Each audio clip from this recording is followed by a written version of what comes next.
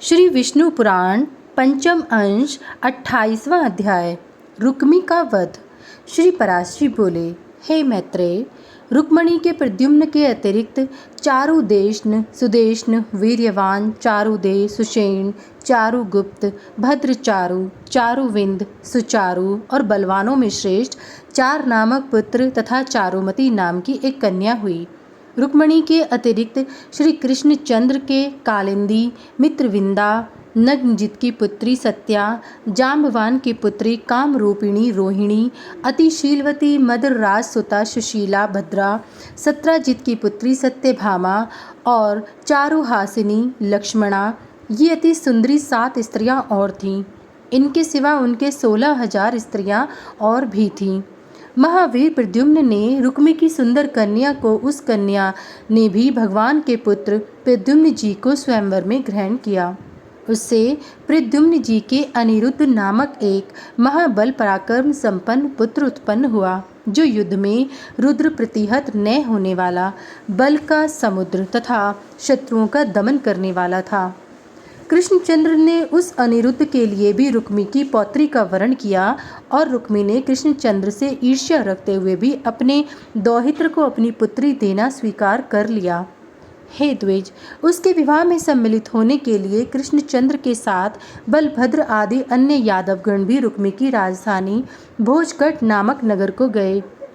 जब प्रद्युम्न पुत्र महात्मा अनिरुद्ध का विवाह संस्कार हो चुका तो कलिंग राज आदि राजाओं ने रुक्मी से कहा, ये बलभद्र धूर्त कीड़ा अच्छी तरह जानते तो है नहीं, तथापि इन्हें उसका व्यसन बहुत है, तो फिर हम इन महाबली राम को जुए से ही क्यों न जीत लें।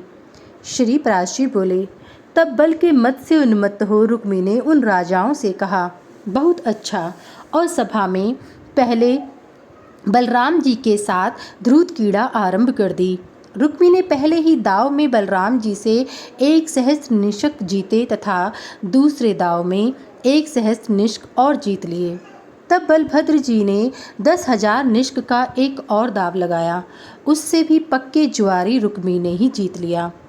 द्विज, इस पर मूढ़ कलिंगराज दांत दिखाता हुआ जोर से हंसने लगा और मदोन्मत्त रुक्मी ने कहा, धूर्त कीड़ा से अनभिज्ञ इन बलभद्र जी को मैंने हरा दिया है।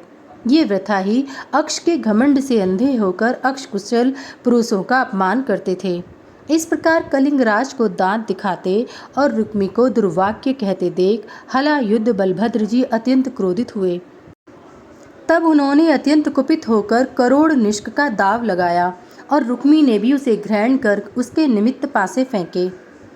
उसे बलदेव जी ने ही जीता और वे जोर से बोल उठे, मैंने जीता। इस पर रुक्मी भी चिल्लाकर बोला, बलराम, असत्य बोलने से कुछ लाभ नहीं हो सकता, यह दाव भी मैंने ही जीता है। आपने इस दाव के विषय में जिक्र अवश्य किया था, किंतु मैंने उसका अनुमोदन तो किया ही नहीं।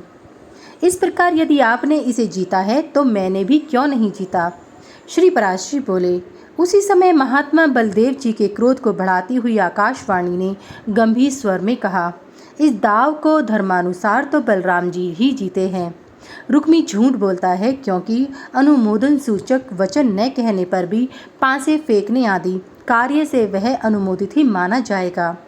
तब क्रोध से अरुण नयन हुए महाबली बलभद्र जी ने उठकर रुक्मी को जुआ खेलने के पासों से ही मार डाला। फिर फड़कते हुए कलिंगराज को बलपूर्वक पकड़कर बलराम जी ने उसके दांत, जिन्हें दिखलाता हुआ वह हंसा था, तोड़ दिए। इनके सिवा उसके पक्ष के और भी जो कोई राजा लोग थे, उन्हें बलराम जी ने अत्यंत कुपित होकर एक सुवर्णमय स्तंभ उखाड़कर उससे मार डाला। हे द्विज, उस समय बलराम जी के कुपित होने से हाहाकार मच गया और संपूर्ण राजा लोग भयभीत होकर भागने लगे। हे मैत्रेय, उस समय रुक्मी को मारा गया देख श्री मधुसूदन ने एक और रुक्मणी के और दूसरी ओर बलराम जी के भय से कुछ भी नहीं कहा। तदंतर हे द्विजश्रेष्ठ, यादवों के सहित श्री कृष्णचंद्र सपत्नीक अनिरुद्ध को लेकर द्वारिकापुरी में चले आए। इति श्री विष्णु पुराणे पंचमे अंशे 28वां अध्याय समाप्त।